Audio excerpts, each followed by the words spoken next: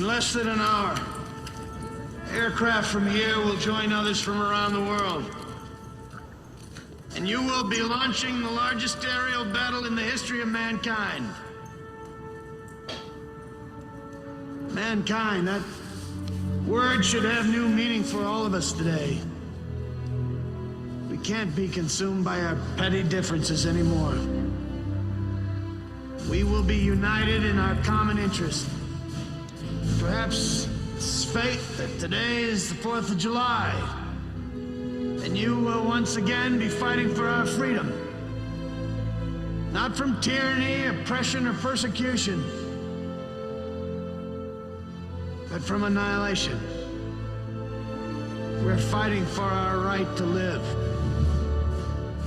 to exist.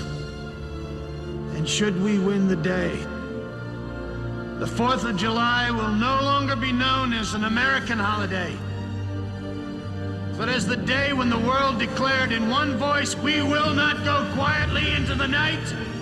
We will not vanish without a fight. We're going to live on. We're going to survive. Today, we celebrate our Independence Day.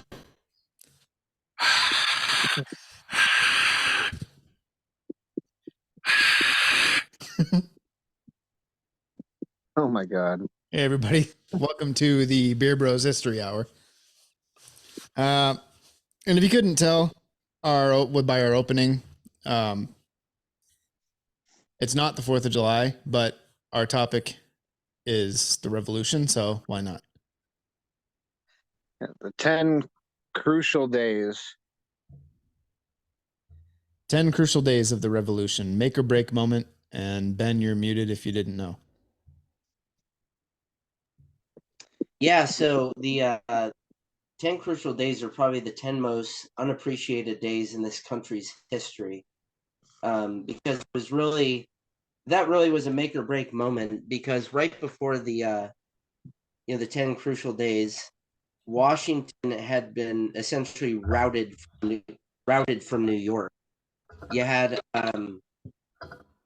and New York City itself was actually held well until the end of the war. Actually, I think until the Treaty of Paris, which was what I think 1783. I want to say 1783 when the British recognized us. So yeah, we did not. Yeah, 1783. So the British did not depart New York until that time. I mean, I guess really, if they had been stubborn, they could have held on to it. Which, you know what? Thinking about it, would have saved us a lot of heartache. But Right. regardless,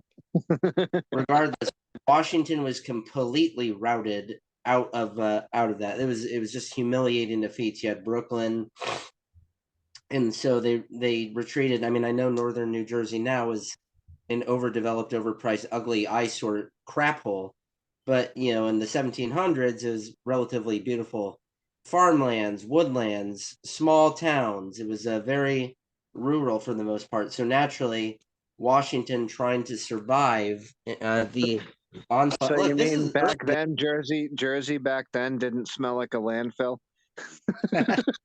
No. Hey, Ben, does this have anything to do with the battle at Trenton and Princeton, December 20th through January 3rd? Yep. So I'm going to get to all that, definitely. Okay. And January 3rd. So yeah, I mean, and then you're talking about, so he's making his way out of Long Island, because it was essentially battles all along Long Island, culminating with a pretty horrible defeat in Brooklyn, and we're talking about fall 1776. Then Charles Cornwallis, he's a very famous British general from the time period. He's the one who surrendered at Yorktown. He captured Fort Lee in New Jersey, which of course is still a town today, very important central landing. So with that note, Washington fled into the wilds of New Jersey. And so the 10 crucial days took place very specifically from Christmas 1776 to January 3rd, 1777. And particularly, I mean, of course, there were maneuvers, there were, there were, under the cover of darkness. it's basically considered one of the most amazing military feats in history. The great Prussian emperor and tactician Frederick the Great said it was the most brilliant in the world's history. When you have that guy praising you, you know you've done something right. Frederick the Great was one of the greatest tacticians. President Calvin Coolidge called it a military exploit of unparalleled brilliancy. So yeah, the battles primarily involved Trenton, what's called a Sunpink Creek, and Princeton. So, but what was happening at the same time as Washington was fleeing from Long Island and then, huffing it out in the woods and creeks of New Jersey, is that his troops, many of his troops' enlistment terms were coming up. They were about to expire and they were on his way home. Obviously they were looking forward to going home, but obviously that would have damned the revolution to failure if all of them left. So he made it, Washington didn't force him to stay, but he did make a very personal appeal. And, the thing about Washington is he knew how to work with the average man. And, also the thing about Washington is, going back into his history, he was a veteran of the French and Indian War. Actually, he technically started a world war, which we call the French and Indian War, but which was fought in, like India, the Caribbean. It was fought across multiple fronts. It was actually a legit global war. But Washington was used to frontier combat because, look, Virginia, like every other place on the East Coast at the time, was very spread out, very few people. You didn't have these hellish metropolitan areas at the time, like DC or the Jersey Metro, whatever. So Washington was used to frontier combat and also being very slick. He didn't really fall prey to like, I'm going to fight European tactics all the time. He knew hit and run tactics. He was a master at it. And he also knew how to work with average men. He wasn't, he was high class, but he didn't act it really. So he made an appeal to his men. He was very personable. They loved him. So here was his speech to them on New Year's Eve, 1776.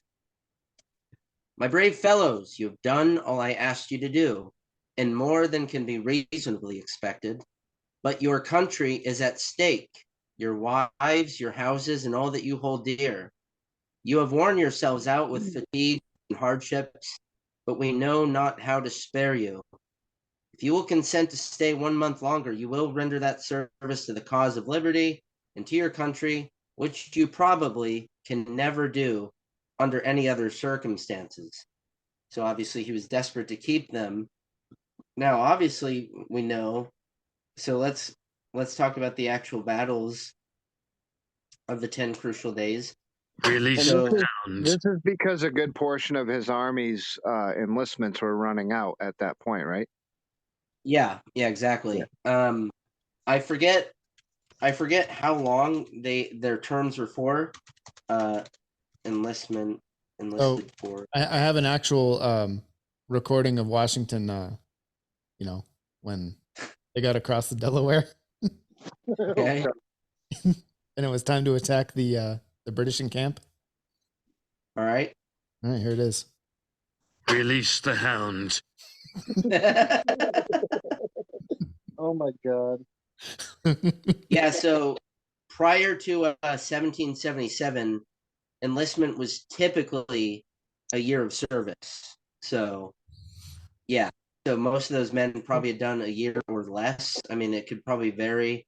I imagine it also varied by colony as well. And, Washington actually made that speech after the fact of Trenton. So Trenton was on the morning of December 26, 1776. So that was actually after the fact, which is pretty crazy. So they just won this amazing victory. But even still, so let's just jump right into that. So crossing the Delaware is probably one of the ballsiest moves ever done in military history. Yeah, I think it was a spur of the moment thing. And it was I think it was a spur of the moment thing, a desperation, because like I have another recording, and this is him saying he got sick of hearing everybody bitch about how cold it was and they were starving, so he said, "No, we'll do it live. Do it live." And back when Massachusetts was a good place, the people who made that crossing happen were good men from Marblehead, fishermen, probably roughneck, especially led by a roughneck sailor soldier named John Glover. So he was a general, I guess, even at the time of the crossing. He was a mariner turned Revolutionary War hero. His whole militia was basically fishermen. Not a surprise, right? And when they made the landing off of the Delaware at Trenton, when they got off the boats, did he go, "Come on, you apes, you want to live forever"? No, I believe that's attributed to was it a Marine captain? Yeah, it was in World War One. Yeah, I think it was at Belleau Wood or some other place. Yeah. Yeah. Come on, you sons of bitches. Don't you want to live forever? Yeah, that's it. You sons of bitches. There it is. So the guy you're talking about, any relation to Danny Glover? Probably not. And you have to think about it. He wasn't just moving men, right? I mean, it wasn't just moving a bunch of desperate ragtag militia. He was also moving horses, provisions, and artillery. So, and this basically was a Christmas miracle. I mean, because after they had severe losses in New York. I mean, people should really read about that sometime. It was a real low point. And what's kind of funny about there's a very, everybody knows the famous painting of Washington crossing the river with his troops. That was funny enough. That was painted by a German American named Emanuel Leutze in 1851. So it's kind of funny. A German did the painting, but yeah. So basically, they were officially, John Glover and his militia were officially known as the 14th Continental Militia. I mean, at the time, they're talking about how they had a pretty diverse group of people, apparently, and they had been on the high seas, obviously, kind of together before battling the Brits. So they already had connections with each other. They already had that camaraderie from hauling traps, or however you caught, hauling nets. So there were three. I don't know why they're so focusing on this. So apparently, just getting Washington across the Delaware was only one of three miracles, as they described it, because that Marblehead militia also saved the rebellion in that day. So yeah, let's. I just want to provide some. He was actually, funny enough, born in Salem in 1732. So I'm assuming maybe he even had some ancestors that were beat up during the trials. Did they have some intel that the Prussians were going to be, passed out drunk and they could get in there and cut their throats?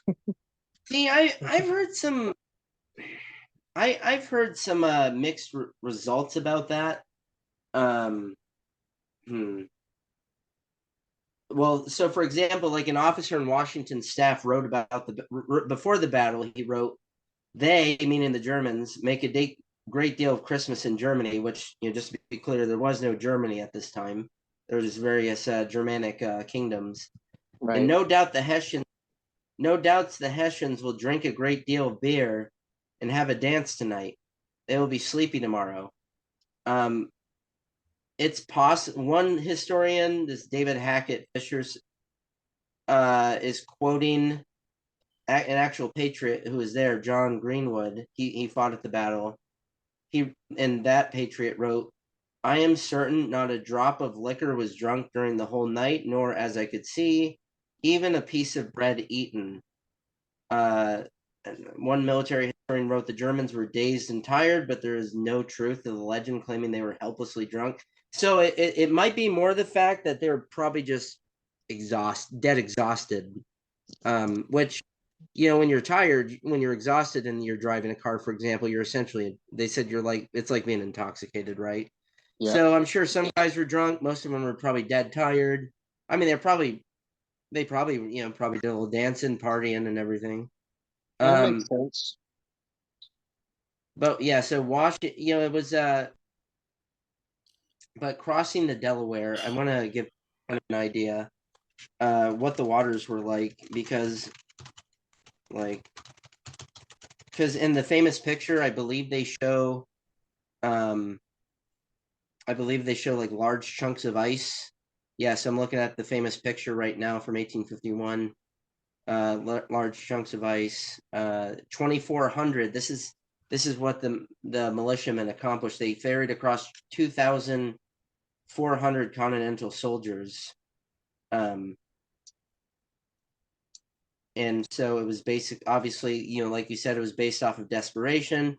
Washington needed a victory to motivate his troops. And you know what? That victory probably helped most of those guys stay, because at the end of the day, Washington kept the vast majority of his troops fighting with him for that extra month. So if they had lost that battle, obviously they would have gone home.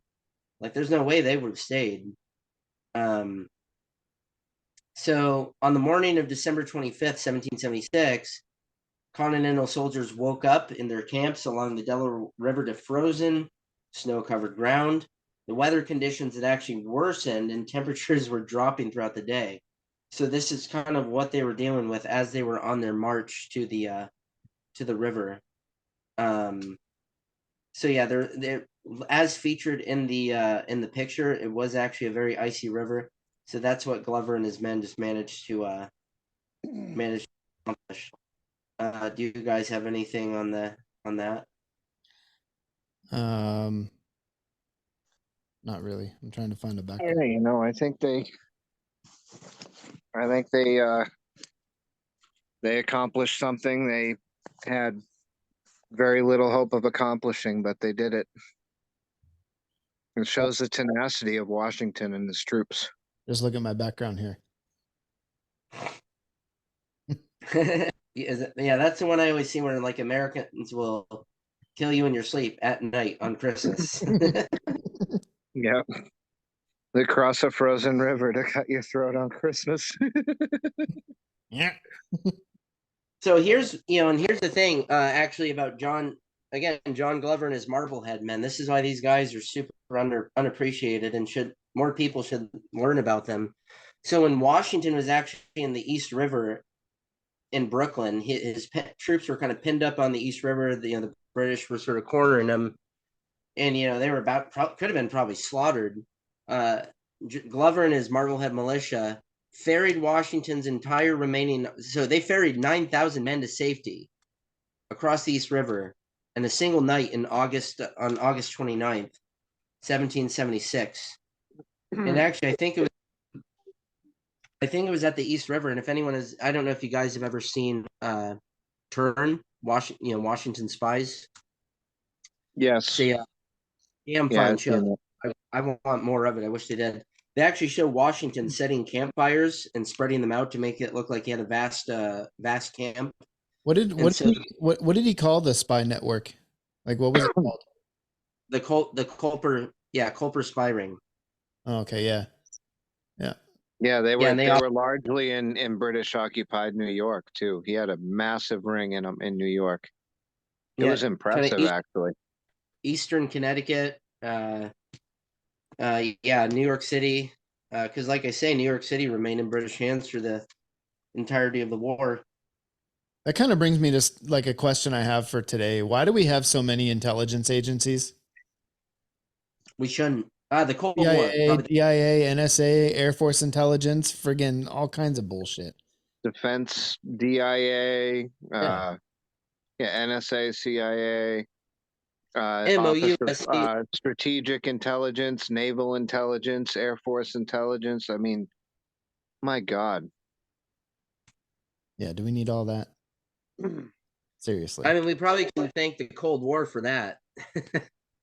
Probably. Yeah, we needed something to rival the KGB.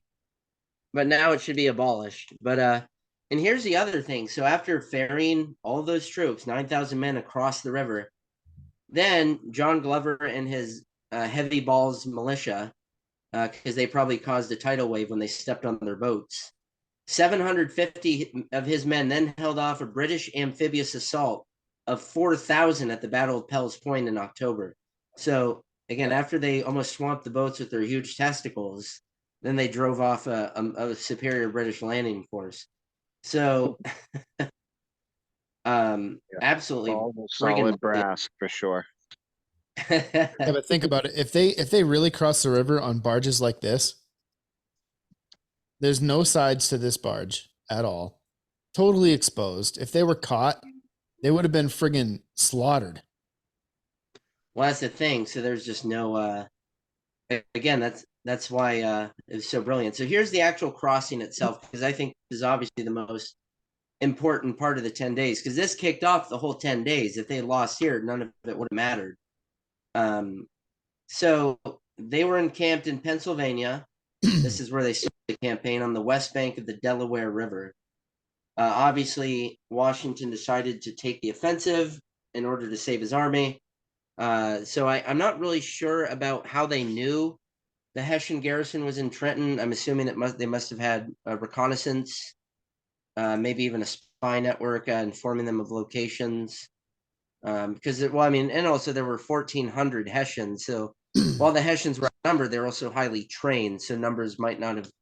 If they had had a fair fight, who knows how it would have turned out. Yeah, I'm not a fan. So, I'm not a fan of fair fights. No, neither am I.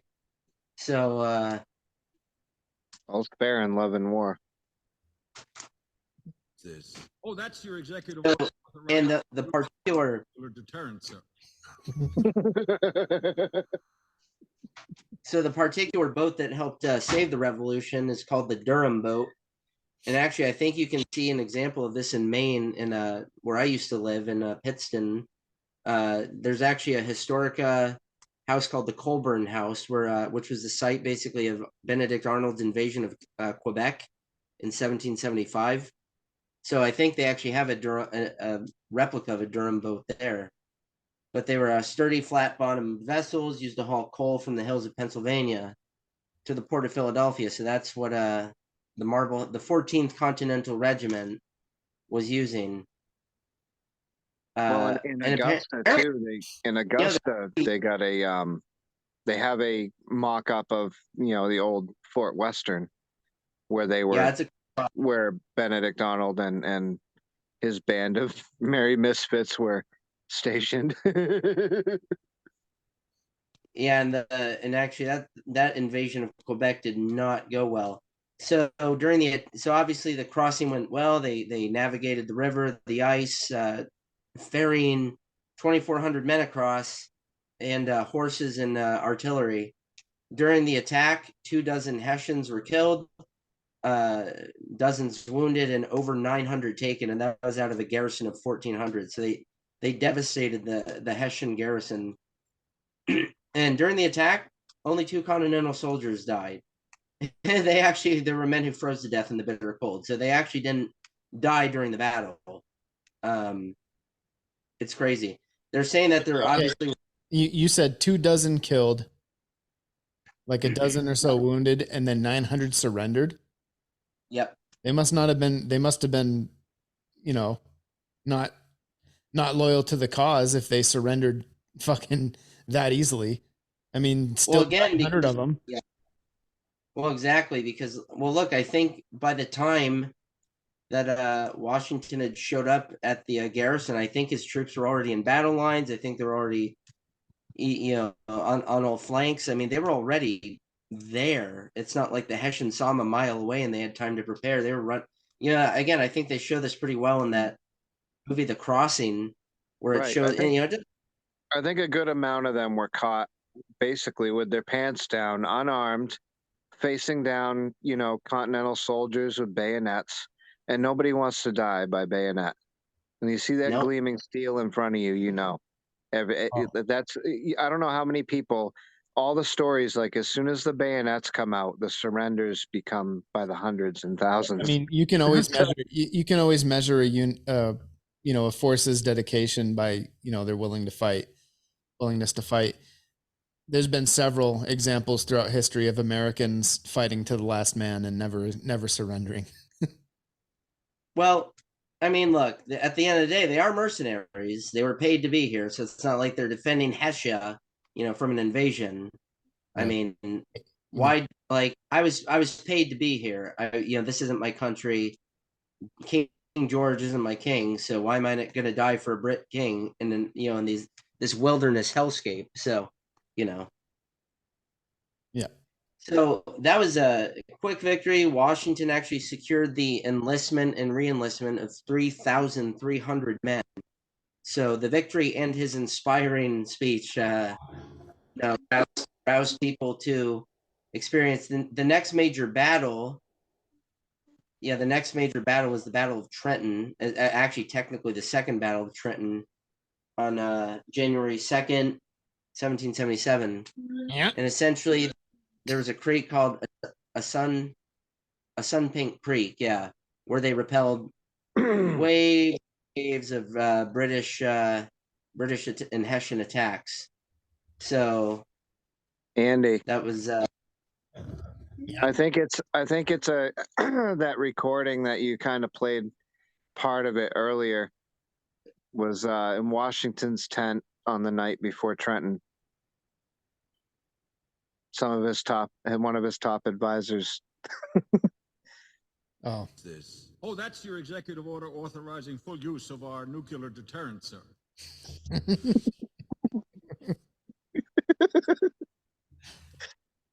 So, what are you crazy? I'm not going to start a war. We are already at war, sir. we need to nuke them. We need to nuke them now. and I was wrong about the time. I was wrong about that situation where they set those campfires to delay the British. So it was actually at this battle on January 2nd, 1777, a Sun Pink Creek. It's kind of a weird name. But so essentially Washington troops, it looks like, were defending maybe a bridge. I'm trying to see what his yeah, they built earthworks along this bank of a Sun Pink Creek. And it's not too far from Trenton. Now it's near a transit center, so I'm sure it's full of needles and hookers and trash. But back then it was a creek and a open area. So And it's too bad that the Continental Army couldn't find a position like the Confederates were in at Antietam over Burnside's bridge with high ground overlooking the bridge. well, see, that's what I'm. You know what? That's actually what I think happened here, because this says as the British were preparing to attack the American defenses, cannon and musket fire were exchanged between the opposing sides. The British moved across the bridge. So it looks like we were defending a bridge over the stream. And I'm trying to see who this Hand is. Who is this Hand? Must be a Colonel Edward Hand. Yeah. And he was an American. He was a colonel. So yeah, I'm trying to. So it looks like they did take defensive positions either at a bridge. Oh yeah, so Hand deployed his men in the trees where they were so well protected from view that the British could not see them as they crossed the bridge over the stream. A Sun Pink Creek. he said the Continentals over there are dug in like an Alabama tick. And so essentially, American riflemen, I don't know if they were using Kentucky long rifles or some of the other rifles, but they essentially nailed them at point blank range. So they thought the British were confused, thought the entire American army was present in their front. But by the time they drew up all into battle lines, brought their cannon up, thinking they had the whole British army, Colonel Hand withdrew his men to a new position. So the British just fucked away like a bunch of time to do their British military tactics.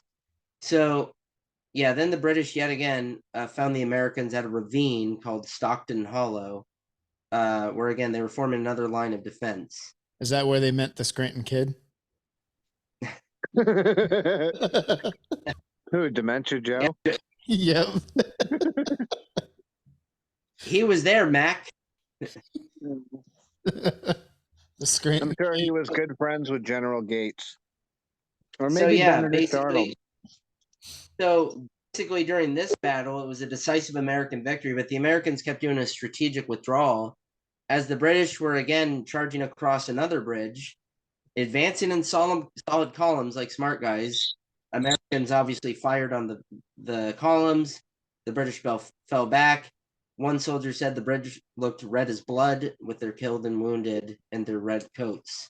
Hey, Ben, So it was at hold on. It was at this battle where Cornwallis wanted to attack Washington's main army, but somehow he was convinced by one of his officers, who was named James Grant, that look, there's no way for the Americans to retreat. We got them trapped.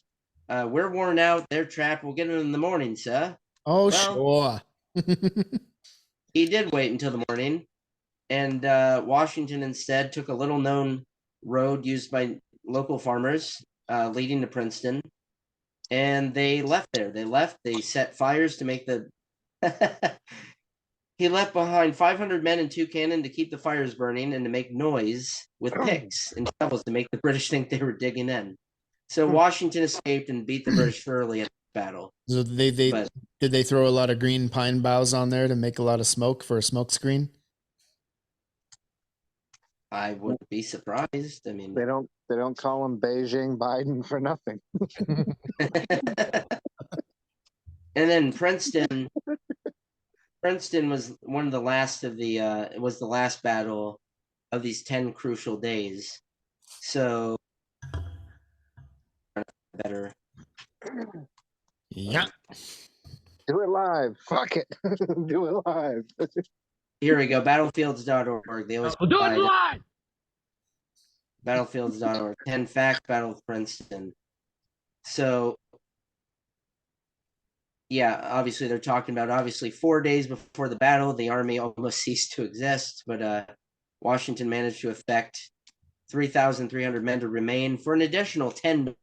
Boy, $10. That was probably like what, 200 today. Yeah, here's an actual recording of Washington when he was talking to his men. He's talking to his men, trying to, get them to re-enlist. This is an actual recording right here. The Lord tells me he can get me out of this mess, but he's pretty sure you're fucked. God, Eddie. Wow. Dude, do you think the British didn't have intel agencies in that area? Sure, they Of course they did. They knew who everybody was. If you were to fucking leave the the Continental Army and go home, they'd have found your ass eventually. Well, that's what I mean, because you're talking about maybe not your rank and file guys, but anyone in any position of authority or command, yeah, absolutely. Yeah, they knew who you were. But everybody back in your village, in your town, knew you, or knew that, oh yeah, John Smith over there fought for Washington. Yeah, so and this your actually, village was probably split between loyalists and what did they call the other side? I mean, the rebels, the patriots. Yeah, British loyalists and fuck, I forget all the fucking names now. Never mind. Continue. Such has to be swept away by the hand of God, like the Jews of old. Well, and that's the thing, because I even think to the American Civil War, where two of they were from Western Virginia, now West Virginia, where people were pretty well divided in many towns and villages. So my two of my ancestors were actually captured when one was actually medically retired from the Confederate Army, another was on furlough, but they were captured by a Union home guard, so people who knew them. So, I mean, it was the same, no different in the American Revolution. But yeah. So what happened during Princeton was we actually lost a major American leader with this, Hugh Mercer. He was one of the early leaders of the Revolution. He died in this battle. Fire the house and bonds. Let it be known, if you harbor the enemy, you will lose your home. So apparently Washington, after the battle, it was actually kind of a mixed bag. It looked like American attacks caused the British ranks to collapse. You had this officer named Hitchcock who led a New England regiment. They turned the British flank at Princeton. The riflemen, of course, who were skilled, probably rabbit killers, were picking off British soldiers, while American artillery was firing grape shot into the British lines. So they were just getting fucked on all fronts. Well, I kind of want to circle back just real quick Yeah. because of my background here, a lot of people probably don't know exactly what happened when Washington crossed the Delaware. Maybe we could just hit on that real quick. Sure. What do you mean? Like what was the goal? What was the objective of the Delaware crossing in the middle of the night on Christmas? Well, And yeah, what happened? Did we I hit think on that? Oh yeah, but we can talk about, because again, there would have been no 10 crucial days, and no that crossing is one of the most iconic military event in American history by far. Well, see, because I don't remember if you actually hit on what happened after they like when they crossed the river. Like, you know what I mean? Oh, yeah. Because we know what happened, but some of our younger audience may not know what happened because they don't teach this shit in school anymore. You know what I mean? All right, well, here we go. So yeah, let's we can go into more depth on that, because I think it's one of the most important things ever. So here was his plan: is to cross the river at night, and I'm reading from mountvernon.org, which of course is Washington's home. I visited. No, I didn't visit there. I visited Monticello. But marched to the New Jersey town of Trenton, attacked the Hessian garrison before dawn. And, from what we discussed, he actually accomplished all that. Unfortunately for Washington, time was kind of his biggest enemy. So in order to avoid all those men leaving their post because they were no longer under orders, he had to arrive no later than 5 o'clock in the morning to achieve surprise against the Hessians. So, unfortunately, apparently the schedule. Now, here's the remarkable thing: it's almost kind of reminding me of D-Day in a sense, because you remember how like D-Day plans were getting all messed up with the tides and some other weather and other issues. Yeah. So, in this one, many of the regiments did not arrive at the river until well after dark on the. So this is on Christmas 1776. See, I'd like to quickly mention that attacking your enemy just before dawn is a time-honored military strategy going all the way back, as far as there was wars, because just before dawn is when when your enemy is going to be the most tired, complacent, and unaware. So that's the best time in a military campaign to attack your enemy if you're going to take them by surprise. Yeah, so Washington apparently was aware of this fact again, because he was actually probably a tactician on his own right. Because again, he got in the shit in the French and Indian War. Like, he was no upper class snob by any means. Yeah, he was wealthy, but that was just from hard work and a happenstance marriage. So, but the plans looked like they might have fallen apart because again, severe winter storm with wind, rain, sleet, hail. Yeah, they're getting the full 9 yards. Many of the boats obviously many of the boats had to deal with the ice jam. So again, that picture of the Delaware River, that's actually pretty true to life. Yeah, and he was telling his poleman on the barge, "Feed of the onions, we gotta go." Feed of the whole corn cob.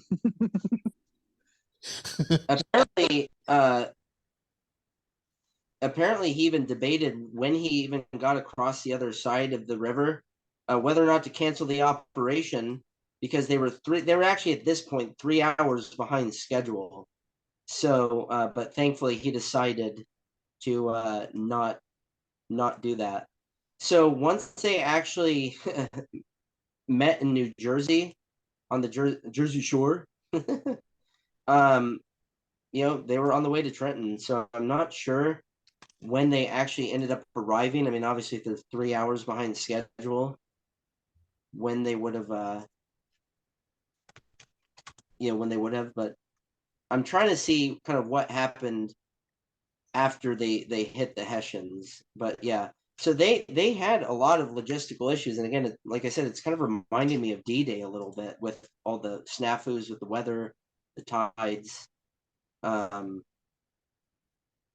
and actually, another point here is Washington intended 3 separate river crossings, but only one made it across. I mean, just because the others weren't able to do it. So one officer, a Colonel Caldwalder, was supposed to lead his force of 1,200 militia to Burlington, New Jersey. He was supposed to sort of be a harassing the rear guard, I should say, of the Hessians. So it was really just only Washington's 2,400 that made it across. The others did not apparently participate in that. And here's the crazy thing. Now that we, because you mentioned it, spies and deserters told the British and the Hessians that Trenton was going to be attacked. They told them. And apparently Colonel Rahl, he was the Hessian CO at the garrison. I mean, I don't know what they officially called them there, but as the commanding officer, Johann Rahl, he told them, let them come. Why defenses? We will go at them with the bayonet.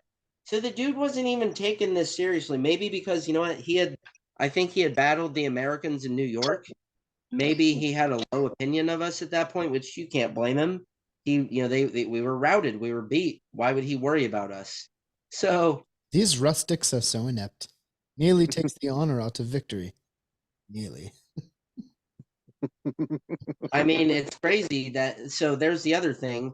Apparently, they went to bed. They went to bed knowing that the attack was coming. So that's just wild to me. Yeah, but you want to hear something else? Like, I remember reading about this, and maybe you can confirm for me, Ben.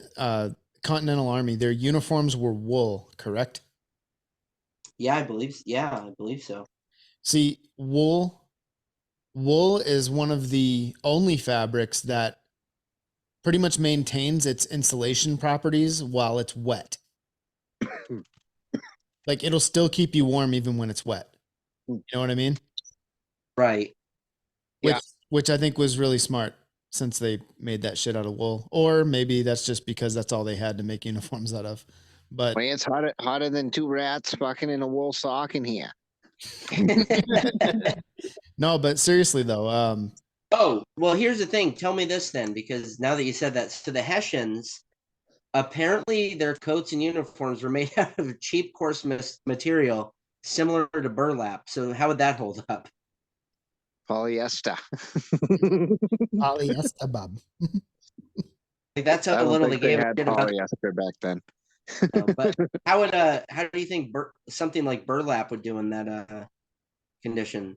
I think it would just get soggy, and you'd probably be colder wearing it than if you got naked. Yeah. Yeah. Oh yeah.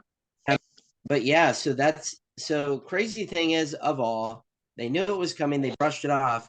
And at the end of the day, Rahl actually died. Colonel Johann Rahl died in the battle. He was one of the 22 who died. So so he was, for all of his bravado, it ended up taking his life, when obviously an intelligent military command would have braced for impact. But here's also what we brought to bear. So it wasn't just the troops. This is they didn't just bring a couple pieces of artillery. They had apparently a great quantity. So led by Colonel Henry Knox, who obviously the Knox Mansion is in Thomaston, Maine. And it was also Colonel Knox, by the way, who had the very famous train of artillery from what was the fort that was captured by the Green Mountain Boys? Allen. It was doggone it. Ethan Allen. Hold on, Ethan Allen Fort. I'm trying to remember. No. Cat. Damn it. Well, Ethan Allen and his Green Mountain Boys from Fort Ticonderoga. That's so what Henry I said. Knox. I Oh, don't my know bad. if I said it. I don't know if I said it loud enough for you to hear. Oh, my bad. I was kind of guessing So Ticonderoga.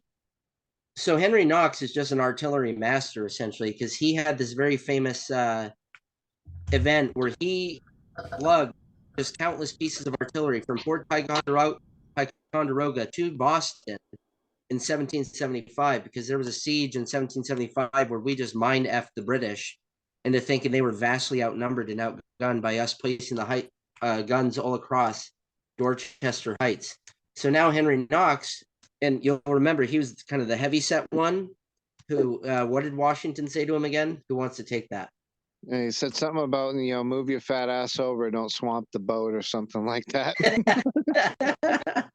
And the funny thing is, he really did say that. Like, people tried to like clean up the image of George Washington in the years after his death, like make him like this divine semi divine, lord or whatever. But the guy he knew how to talk to people, regular guys.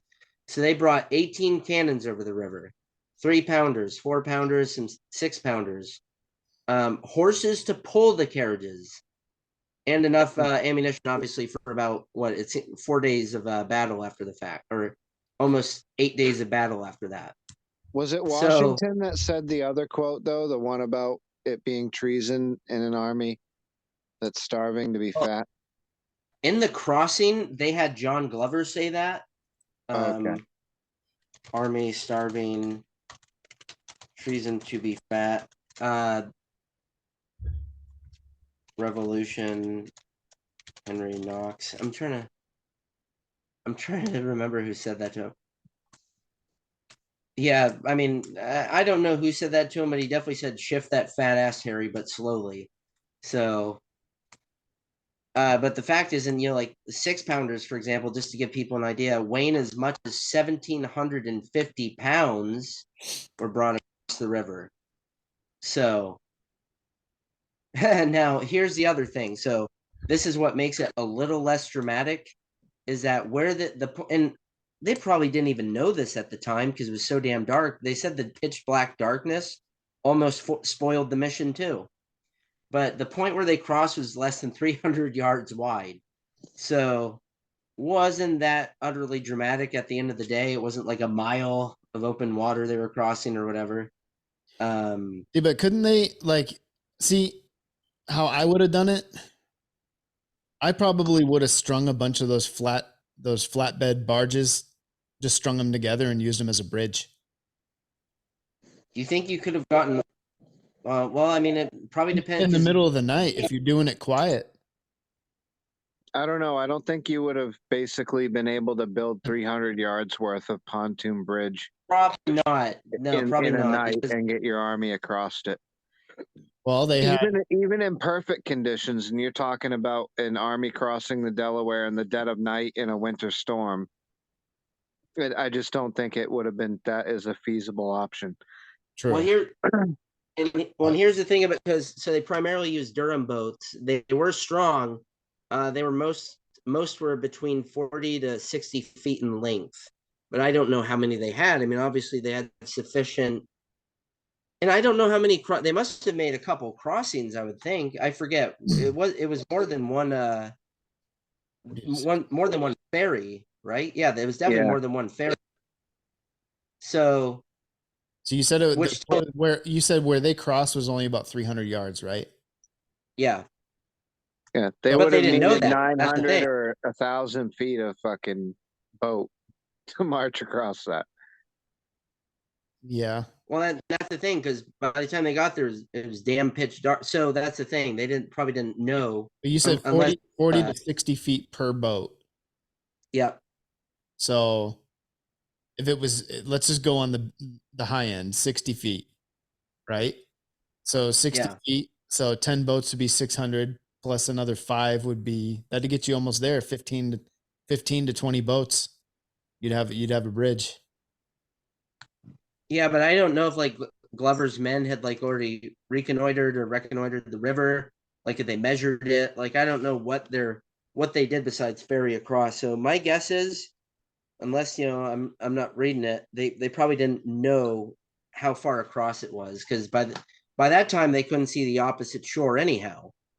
It was a damn risky mission, man. Yeah, I'd say so. And wasn't it a lot of fog too?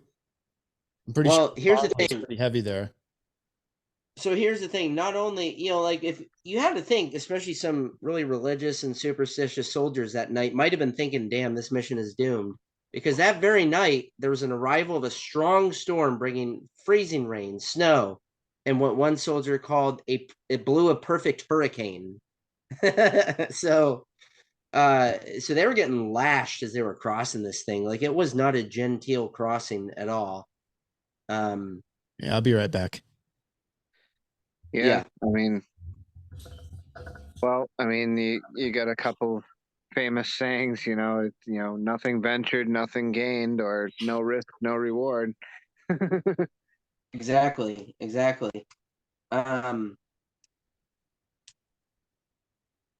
I'm trying to think because I forget if it was Princeton where Washington basically saved the battle. I forget. I'm trying because that was another. I think Actually, no. Princeton.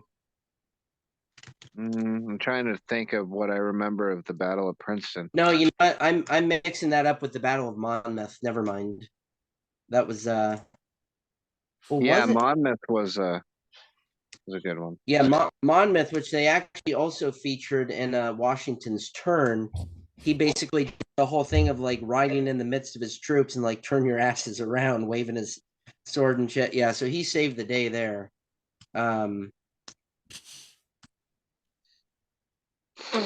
Yeah, I'm sitting here listening to you talk, Ben, and I hear my kid screaming in the other room like someone's jamming a 6-inch knife into his guts. Right? So I'm like, I'll be right back. I go in there, he's playing a friggin' video game, he's falling. He's falling in a video game. And I'm like, Oh dude, my God. I'm recording my podcast and I can hear you all the way in the garage with my headphones on. I'm like, shut up. So I do want to. Yeah. So the more I think about it, it's again there was something very honestly like special about George Washington, man, and this is where kind of like people just see providence in his life They fought because like during warrior poets. They fought like Scotsmen. Maybe he was Anunnaki. on a what? Anunnaki. Remember we did an episode Maybe. on the Anunnaki. That's right. Yeah, the Sumerian gods. Because look, I mean, during the here's the crazy thing, because again about Washington, like I said, he actually technically started the French and Indian War by launching a raid on a French encampment, which involved a French officer being killed. And so that essentially launched the World War known as the French and Indian War, which ultimately led to the American Revolution, the establishment of America, and George Washington being named the first president of the country, which makes one think, was he just playing a long game? Was the French camp called Fort Wilderness? Hell with the French and the French army. We got Benjamin Martin. You know what he done to the French. Their fingers, their eyes, we put in baskets. He's like, we have Benjamin Martin. You know what he done to the French. So, I mean, so here's the thing. Actually, I want to kind of touch on it because I actually know I think this could kind of go into a little bit of supernatural, very honestly, because there were 5 times. This is according to a 1982 article written about. 1982 article when it was then the 250th anniversary of Washington's birth. So there are 5 occasions when Washington was in great danger from gunfire, and he managed to remain unscathed. So, example, at one point, his hat was shot, his tricorner was shot off his head. His clothes were torn by bullets ripping through his fancy silk clothes. Horses were killed with him. And I'm trying to find when, because I think it was during the French and Indian War that he was shot at multiple times. Here, General, Fort Duquesne. Here, General, I brought you a new coat. It's a horse blanket. He's like, but it's very nice. Very well, it's a nice horse blanket. Man, how far this country has come from that shining beacon on a hill. Right. Well, and that's the thing, man, because we've frankly, come so far down into the abyss. People let it go that way.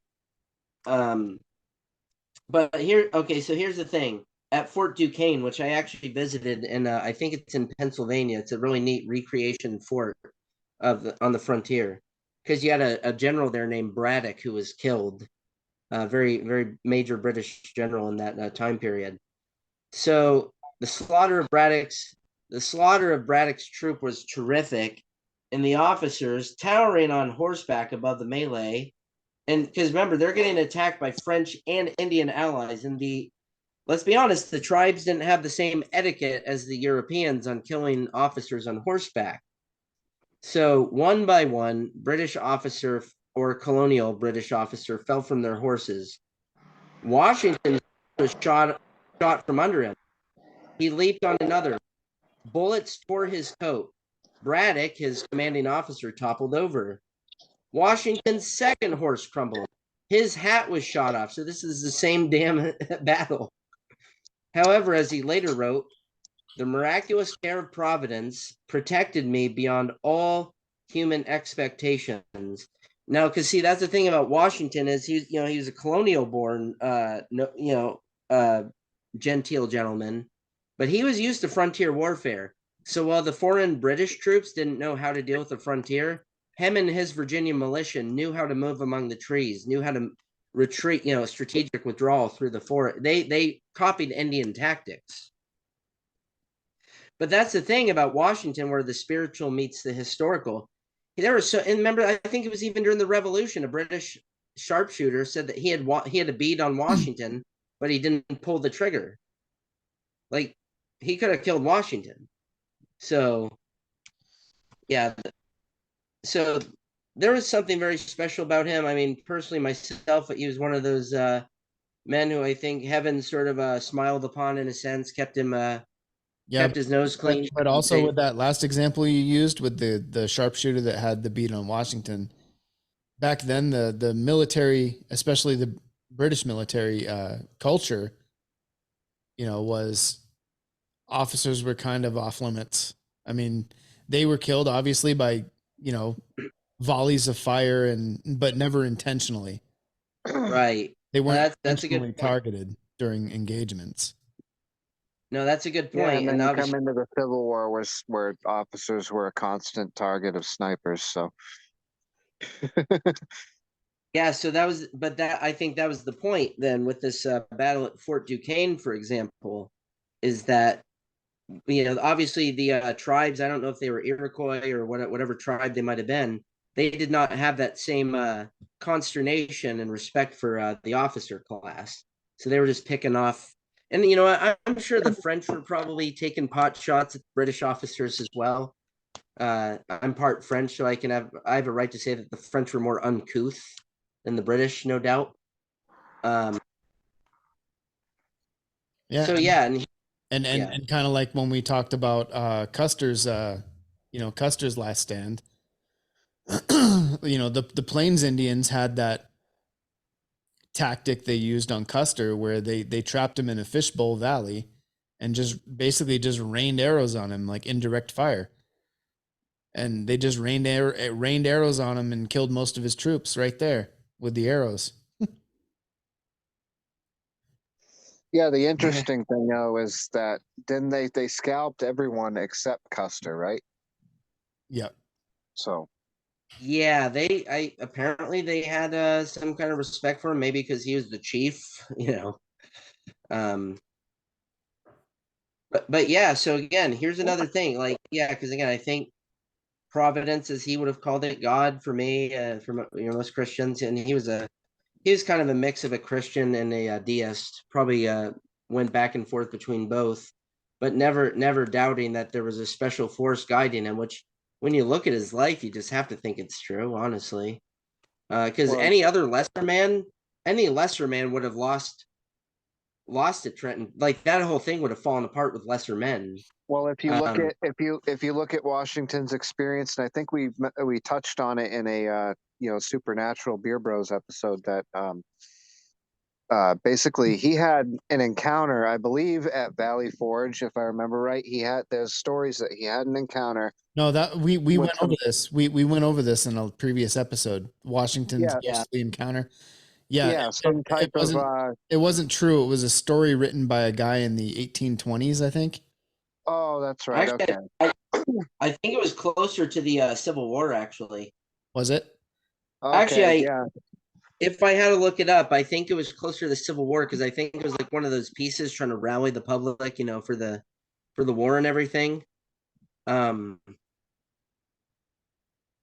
yeah. So here's this thing. Like Washington, there were so many times when Washington should have been taken out. So like during the here's a great example of the troops he was working with, and this is only like a few months before the amazing victory at Trenton. So at Kips Bay and I think it looks like it's somewhere maybe in downtown New York, somewhere near what's called Second Avenue now. He had raw militia under his control who were too frightened by British naval guns to take a stand.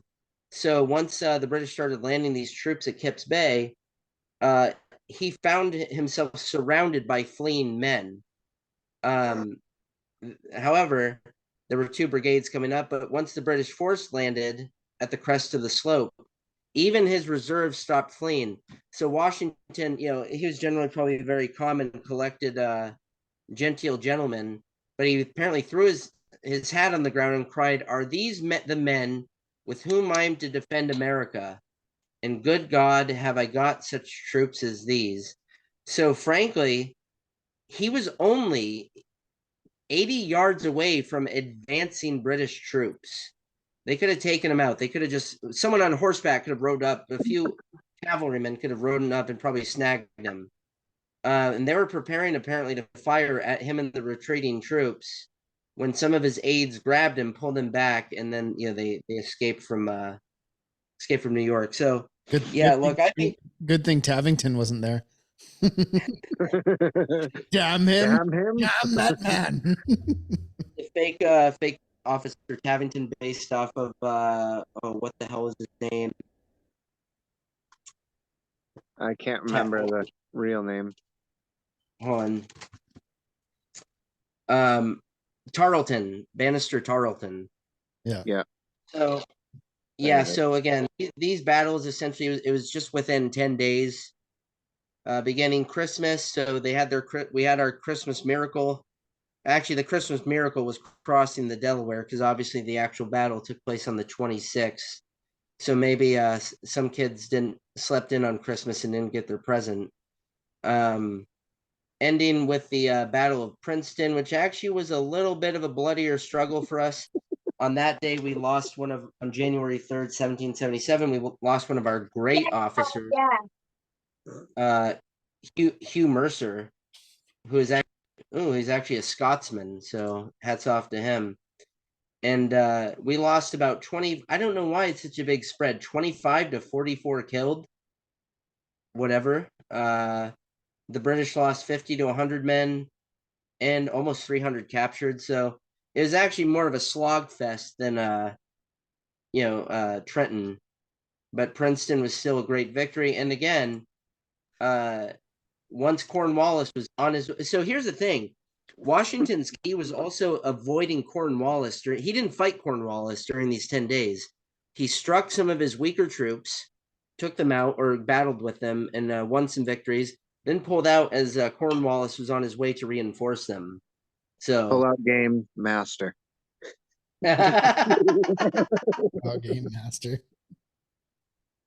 And essentially, in the wake of the 10 days, you had a series of partisan actions. I never heard of this term, so I'm happy to be finding it, called the Forage War, which essentially was in New Jersey from January to March 1777. So this was essentially a series of just small actions, thousands of disparate militia against the British garrisons. So yeah, there was an area called Spanktown. Oh boy. Yeah, there's a up in Northern California, close to the Oregon border.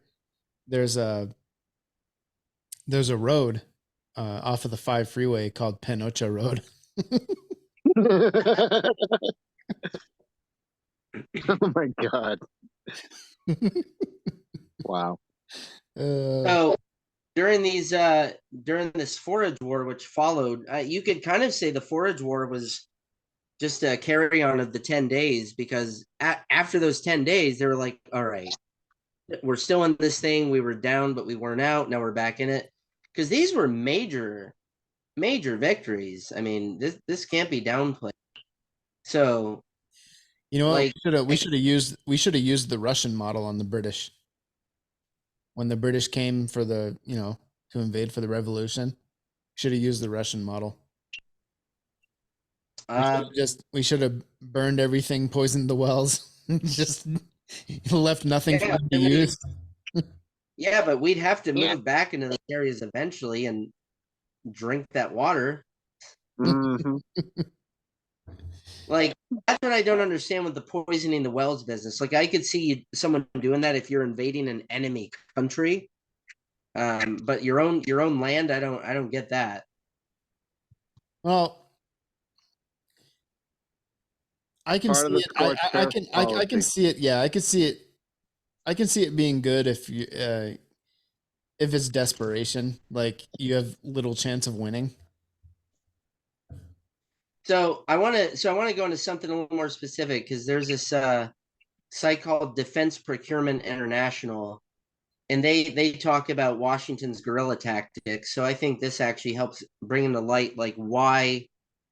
So this is actually at the Battle of Trenton in December. And they call it an unconventional victory. So the first, and I think why they're talking about the guerrilla tactics is because maybe Washington was being a little too conventional during his defeats in New York, particularly Brooklyn, also just generally the Battle of Long Island, where he was obviously bested by a professional force led by experienced and determined officers. So there's kind of obviously what the British Army has always had as a professional army, probably for centuries. Particularly just fighting French people. That's pretty much what the British Army consisted of, was fighting the French for like 800 years. Mhm. Now, although Washington obviously was essentially a classically trained officer, but he's the one who they call it a real guerrilla action, striking against a fixed military position, which in its genre would have resulted in retreat if faced with firm opposition or capture of the target. So Washington chose a plan to be implemented in a manner and a time not seen before the revolutionary conflict, which was destined to catch the opposing elite force of German mercenaries by surprise and defeat. So again, they're highlighting the fact that Trenton was absolutely, like, basically the 10 days was pure guerrilla warfare with you know what I think is funny? The French, the British, Germans, Italy, all of them were at one time forces to be reckoned with. What happened to them? The entire EU together teamed up, couldn't take on the United States today. What happened? what do you mean what happened? They couldn't win. If they tried today, they couldn't win. They became socialists. So Yep. I think that's exactly what it is. they became a bunch of tree hugging hippies. Yep. So Washington, apparently, they're kind of actually going into more microscopic level of what happened at Trenton. So it's saying that Washington dispersed his men and cannon at key points, which they say ironically were called King and Queen Streets. The very spot Colonel Rawl, the arrogant SOB, had contemplated but omitted to establish an artillery emplacement. So that would have prevented his death in his rout of his men. Yeah, so Colonel Rawl got a gross oversight. Colonel Rawl did manage to get his men to come up the streets to overcome rebel. So I guess they somehow overcame our artillery at one point. Oh no, he got his men to come up the streets in order to overcome the rebel artillery, but this failed at every attempt due to the volume of fire. So there was mass fire coming from the American ranks at this point, and even local citizens partook in the battle as well, apparently. From the protection of buildings along the open street. So they were also using buildings as cover fire against the Hessians. Be like, tell me, sir, why did you not place those guns where I told you to? Sir, Yeah. I had a minor setback. No, when asked that question, it cue the Alex Jones quote. I'm kind of retarded. I'll be honest with you. I'm kind of retarded. Pretty much, it's probably about what it sounded like. Is your allegation that government officials are aiding in pedophilia, child trafficking, and the grooming of children, right? Well, you mean like what Jeffrey Epstein did with the Clintons?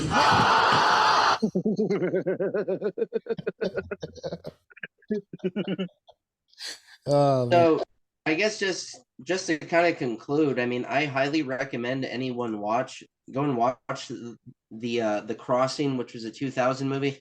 It was kind of that time frame where, what was it, the Ted Turner had like a movie network or whatever, not classic movies, but was it TNT? Yeah, TNT. And they came out with a series of great movies in like the late 90s and early 2000s. Like you had the movie about the Hunley, for example, with Armand Desant. That was around that time frame. Yeah. The Crossing was 2000 with Jeff Daniels, and you'll actually recognize some of the other character actors in that, but he's kind of the most famous. So, and you can even watch this. Like The Crossing is right here on YouTube. It's an hour 30 minutes. It is just well made, great acting, and it just shows you, like, while you're watching it, if you didn't know the history, you'd think they were gonna fail. Honestly. Yeah. What goes, John? There's a devil to pay. Can you hold? Well, I reckon I can. You need more verbal grit. I reckon. Okay. I reckon I can. You got to put some pepper on it. Put some pepper on it. Hit me again, Ike, and next time put some stank on it.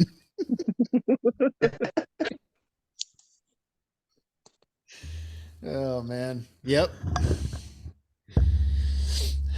Oh, dude, there's what the fuck? Everybody should learn.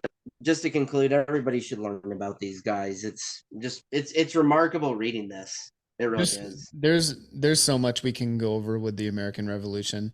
Like we're literally just like we're scratching the paint off just a little bit. Yeah, we could fill an entire podcast devoted only to the revolution. No, we could do an episode. No, we could do an episode every day for like 5 years and not even finish the entire revolution. Like there's so much to talk about with it. I mean, which in reality they deserve it, because like this is the stuff we should all be like, especially in this dark political age and just dark social age in general, where it seems like we're turning into a nightmarish society. We need to be reading these nightmare. We need to be a living hell. We need to be reading these stories. Everybody does. Because look, there's a great meme I love to post up every now and then. It's a little boy. He's reading a book. He's kind of leaning his back against something. I don't know if it's a barn or something else. But he's reading about the heroes. And this is a World War II meme, because you see like was it a P? Was it P-53? No, what the hell is the P plane? The P-51. P-51 Mustang. 51. Yeah, thank you. I believe one of those is flying over the little boy's head. And basically, he's wearing like aviator goggles, the cap, and the caption was, "This is how you prevent tyranny," by having that little boy, any little girl, reading a book about like men like John Glover, George Washington, Hugh Mercer, reading about Trenton, reading about the war, the Battle of New Orleans, reading about the men who stormed the Pacific Islands. That's how we defend tyranny. That's why they're tearing down monuments, these fascist leftists. Hey, you know what? For the next episode, because you just made me think of this, maybe we could go over the Sons of Liberty. Those guys were bitching crazy. They were awesome. Yep. I love those guys. Yeah, we should go over them for the next one. Love those crazy bastards, definitely. And actually, that's the flag I like to have, because they had the red and white vertical stripes. Actually, sorry. So, vertical. So it's not like how the flag is now. Their flag was nothing but just the red and white, but going this way. And that's the Sons of Liberty flag. So that's what I love to fly. Yeah, so that's how we defeat it. You get kids, young, and there's even books called Battles for Boys, or it's basically a book about battles for boys to read about. And people need to be teaching their kids, like, look, it doesn't always have to be about the actual violent actions themselves. Teach them the words of passion. But think about it, like a military force of volunteer Americans from the 13 original colonies defeated, like, volunteer force. Some of them were previous veterans of, the British Army or whatever, but most of them were volunteers. They were born in the colonies. They never fought for the British. Yeah. They were volunteers, untrained, minimal training, and defeated the first world superpower, who was the superpower for centuries.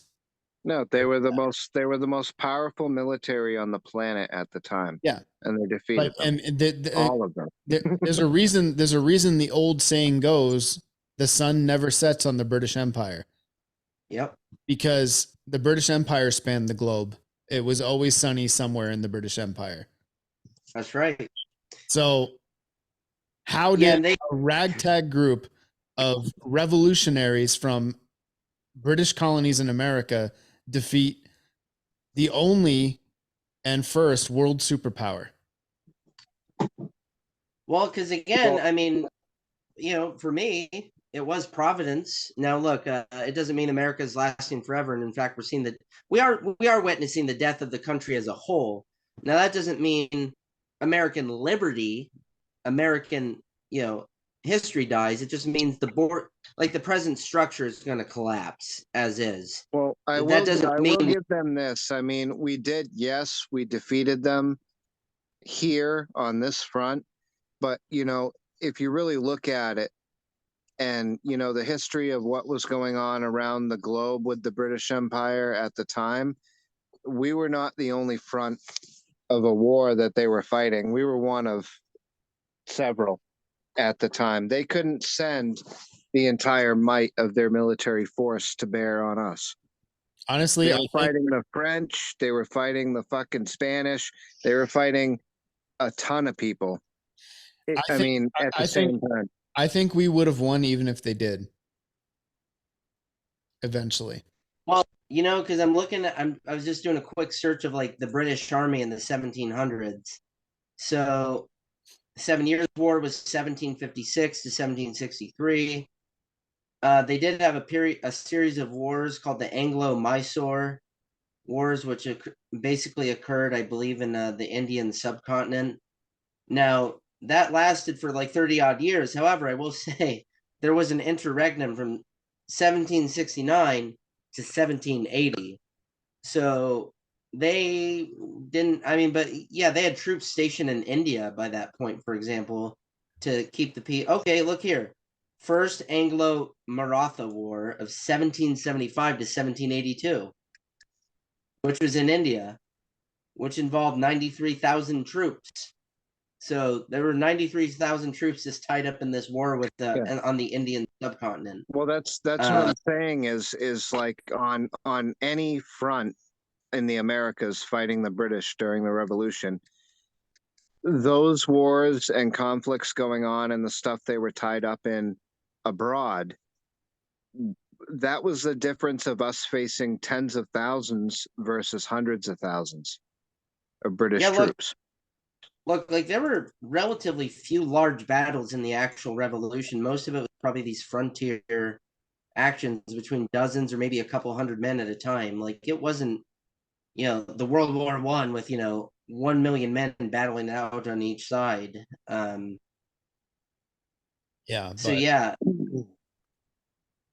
that's a classic example of stretching yourself too thin.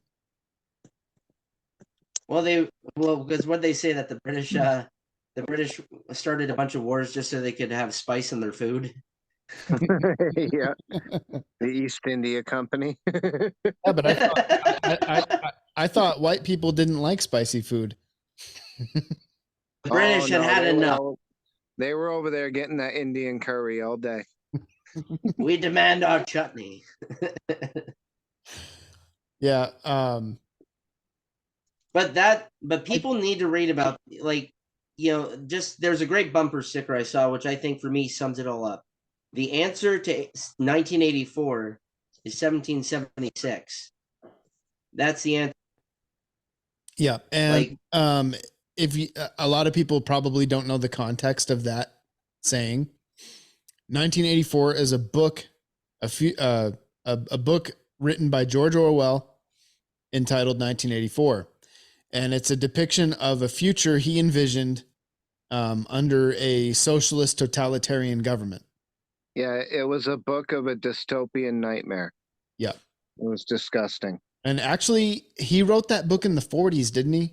Right after the war? yeah, I believe it was in 1948. So Yeah, he did an right after inversion. the war. Yeah. Yeah. So, yeah. So you know what? If you're listening to this and you haven't read that book, you need to read it because it's a really great book. And if you kind of need some visual representation of it, there's a movie as well. It's basically the blueprint of what's happening right now as we speak. Yeah. So, I mean, it's pretty interesting. Actually, and I think that'd be interesting to discuss snippets from that book, honestly, for another time, because like people need to understand, like, it's almost like a lot of people had read, a lot of tyrannical people have read that book not as a warning but as a guideline. I've read it. I have the book. Good. People should read it. People should also. Honestly, I think that book should be required reading in American schools. Probably 9th or 10th grade. Well, and that's the other thing, not because whether I don't know if we're ever going to actually reclaim the education system as it currently exists, but we certainly need to reestablish a godly, patriotic education system that's devoid of That'll Marxism. never happen because today's schools would rather have the required reading being like Nubian fucking lesbian dance theory books instead as required reading. I don't know. Mm-hmm. Well, so that's what I'm talking about. Like the existing structures will just have to Kill the Mockingbird. To Kill a Mockingbird. That was required reading. I think I read that in 8th grade. Yeah, when I was in school, To Kill a Mockingbird was required reading. That's pretty stupid. Fucking ridiculous. No, so, everything.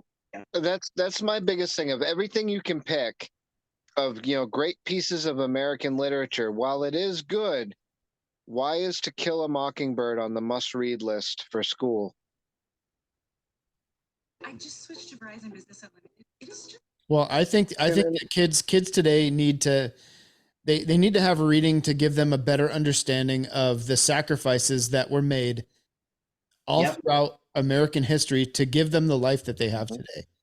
And yeah, none of that reading's required now. And that's it's a pretty good example of why people are the way they are today in this country. And why we're going down the shitter, because nobody gives not just here in Maine because he's from Maine, but I mean a book like what was Joshua Chamberlain's book? Was it Bayonet Forward? Yep. Yeah. Yeah. That should be required reading. You have to read Bayonet Forward. Yeah.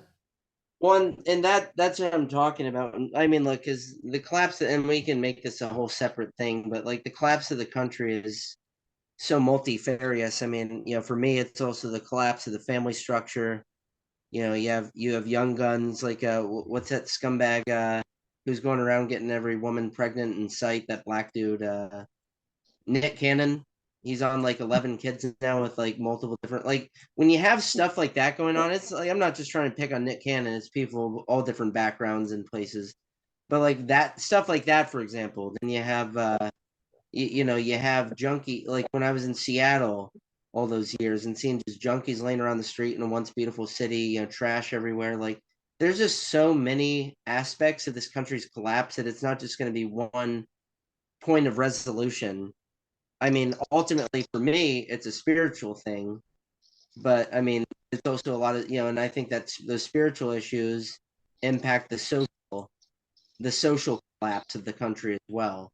But yeah, Yeah. then you're seeing with the attack on history, Yeah, the and attack on and like I hate to get too political, with this podcast, but I have to bring this up since this conversation's gone this way. The separation of church and state. The First Amendment says, the government, or what is it? Congress shall make no law respecting the, what is it? Respecting the establishment of religion or prohibiting the free exercise thereof. Right? no law respecting the establishment. Yeah. So basically what that says is that the government can't interfere with your religious beliefs, period. You can practice, preach, and do whatever the fuck you want as far as religion goes, and the government has no say. That's what that is. It's restricting the government. It doesn't say that we can't have the 10 commandments at the courthouse because separation of church and state. That's not what the fuck it says. That's not what it means. You know what I mean? But they bastardize it. We need to bring God back into America. God needs to be here. Well, I was going to comment on that before Andy started talking, that there's actually historical precedence to it, that when a country kicks God out of its everyday life, be it kicks God out of their schools, out of the government, out of what have you, that's the beginning of the end of that country.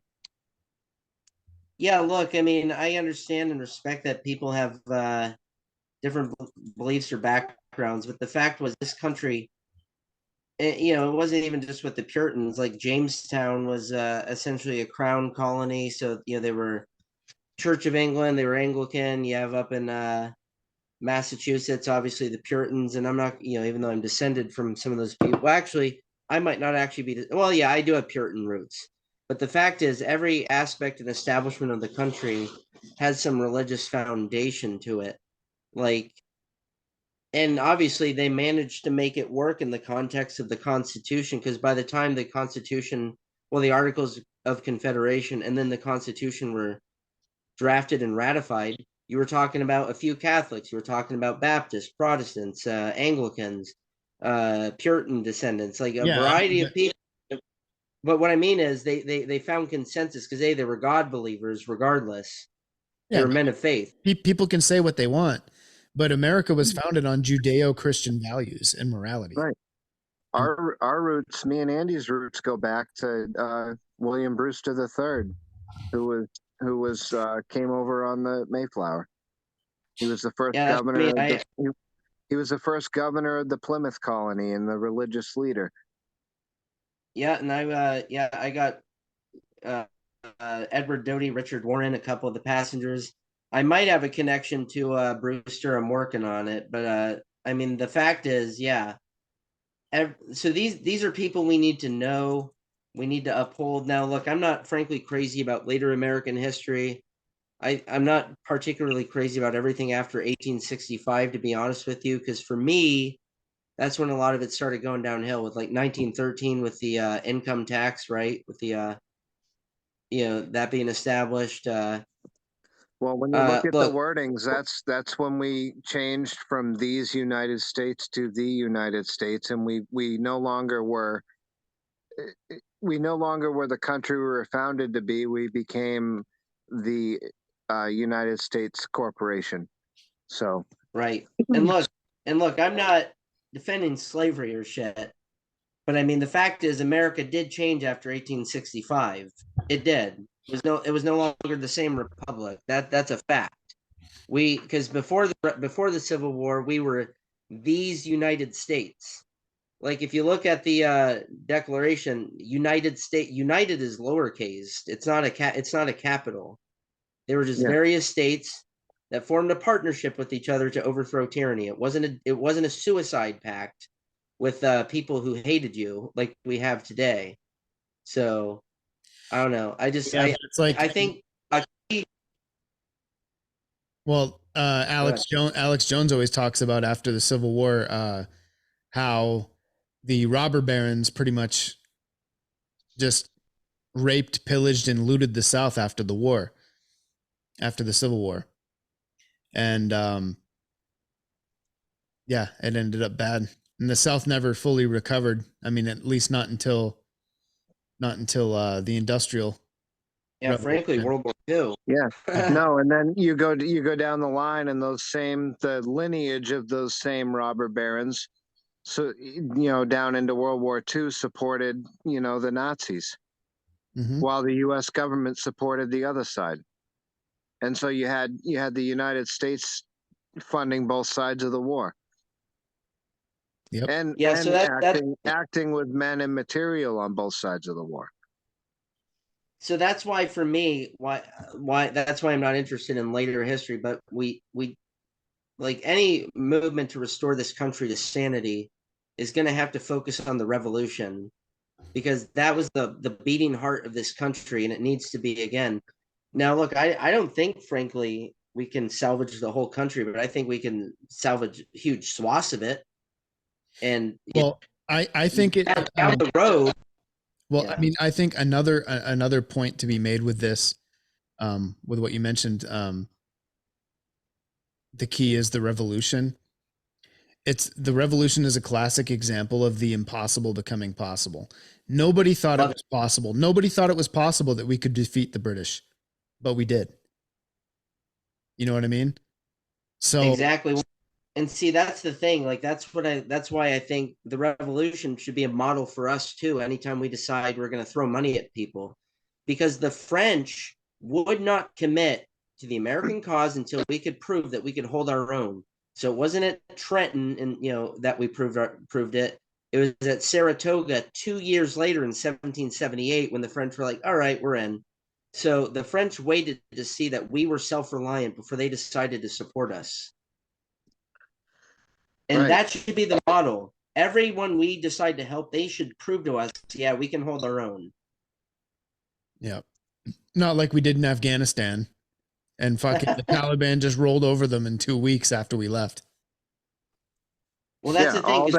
All that man hours and all that money and weaponry and everything spent training a military for them to just fucking roll over the moment we left. Dude, the Afghan National Army were like 200,000 or 300,000 strong, and the fucking Taliban rolled over them in 2 weeks.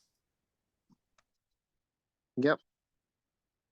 Fucking ridiculous. Well, I mean, to tell you the truth, I'd say a good half of that 300,000 strong probably turned coat and fought for the Taliban.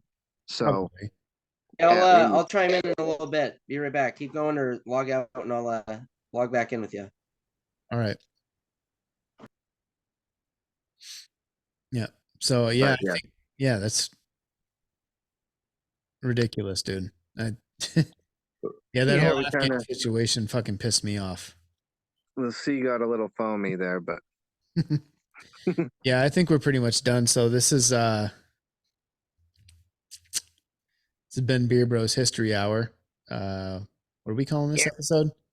Oh, the 10 crucial days of the revolution. Yeah. That's what we're going to call this one. Yeah. Yeah, you can hit us up at supernaturalbeerbros@gmail.com. We're on all the major podcast platforms. Check us out on YouTube. Every one of these episodes get posted on YouTube, on our YouTube channel. Same thing. Supernatural Beer Bros. Same shit. supernaturalbeerbros@gmail.com, or Supernatural Beer Bros is our YouTube channel. Yeah. And yep. Yeah. At least that way you can see our ugly faces, and you can see all the memes and pictures we put up as our backgrounds and this, that, and the other. Actually, I just figured this out. So now I'm able to put backgrounds behind me, which I haven't been able to do previous to this. So and he's a little slow. No, actually, I had to install an entirely new program on my computer to make this happen. But I made it happen, so it's good. Good to go. Yeah. You know, it's funny. The picture I had up earlier had Washington's boat as a barge, like a flatbed barge, and your picture has it as some kind of a boat, like a Well, the regular picture I boat. put up is the classic Washington crossing the Delaware. That's the painting that's in the museum. Yeah. I wonder how it actually was. Probably more like this one. I wouldn't doubt it. Yeah, I don't think it was some kind of a barge. Yeah, I doubt that. Yeah. So anyway, this has been Beer Bros History Hour. Ronnie and I, since Ben has already bounced, are signing out.